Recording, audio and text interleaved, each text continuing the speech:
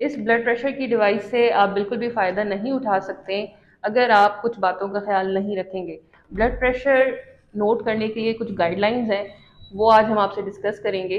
सबसे पहले तो ये है कि जब भी आप ब्लड प्रेशर नोट करने लगे हैं, अपना मेजर करने लगे हैं, तो आपने फ़ौरन खाना खाने के बाद, चाय पीने के बाद, कॉफ़ी पीने के बाद या एक्सरसाइज करने के बाद अपना ब्लड प्रेशर नोट नहीं करना है।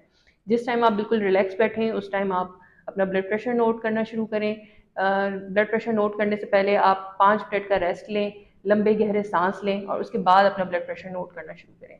आपने इसी तरह एक चेयर के ऊपर बैठ के, और ऐसी चेयर लें जिसकी बैक पे जो है वो सपोर्ट हो, और आपने आराम से टेक लगा के बैठ जाना है और फिर अपना ब्लड प्रेशर नोट करना है।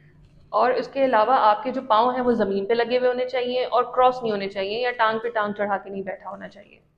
ब्लड प्रेशर नोट करने से पहले आप रेस्ट रूम से होके आ जाएं और उसके बाद अपना ब्लड प्रेशर नोट करना शुरू करें। ये जो कफ है आपका, ये आपने कपड़े के ऊपर नहीं बांधना है, बल्कि बेयर स्किन पे बांधना है। बहुत ज़्यादा टाइट, बहुत ज़्यादा लूज नहीं बांधना है, इतना हो कि एक फिंगर आपकी इसके अंदर जा सके।